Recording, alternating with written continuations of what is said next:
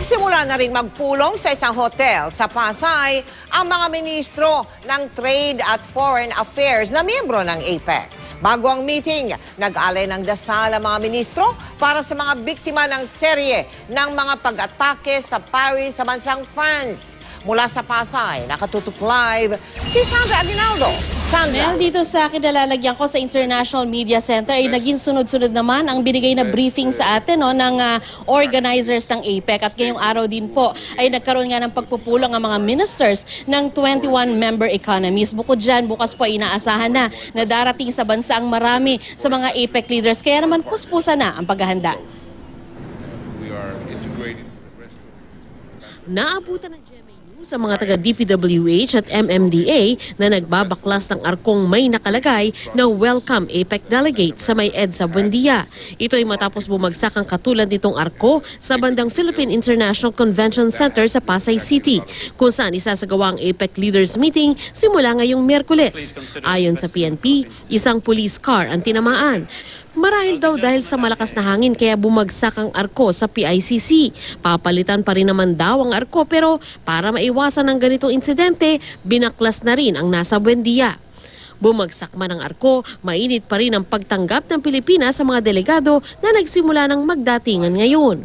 Ang mga ministro ng Foreign Affairs at Trade ng 21 ekonomiya na miyembro ng APEC nagsimula ng magpulong sa Marriott Hotel sa Pasay City.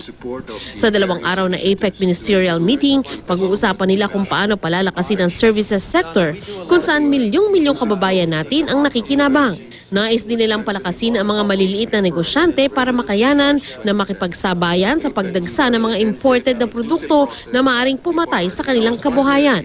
Pero bago pa man magsimula ang meeting, nag-alay ng 1 minutong katahimikan ang mga ministro para sa mga biktima ng pag-atake sa Paris. Simula nang mabuo ang APEC noong 1989, pilit iniwasan ng mga miyembro na pag-usapan ng politika at seguridad. Tanging usapang negosyo o pang-ekonomiya lang ang pwedeng pag-usapan. Kaya naman ang Taiwan, na ayaw isama ng China sa kahit anong international forum, pinayagan na ng China na sumali.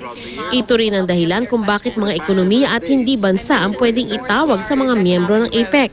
Wala ring bandera na pwedeng itaas o ihilera sa kahabaan ng Rojas Boulevard. Pero dahil sa terrorist attack sa Paris nitong Sabado, marami tuloy nagtatanong, pag-uusapan ba ang terorismo sa APEC? Ayon sa Department of Foreign Affairs, wala naman daw hadlang para banggitin ng sinuman leader ng isang bansa ang bagay na ito sa mga pagtitipon.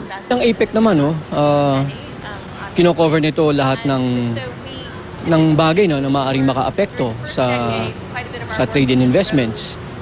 Kung ating gugunitin noong 2001, kinover din ng APEC ang issue ng terrorism. Anything is possible, no? Kung sa possibility pag-uusapan na pwedeng pag-usapan, of course, anything is possible.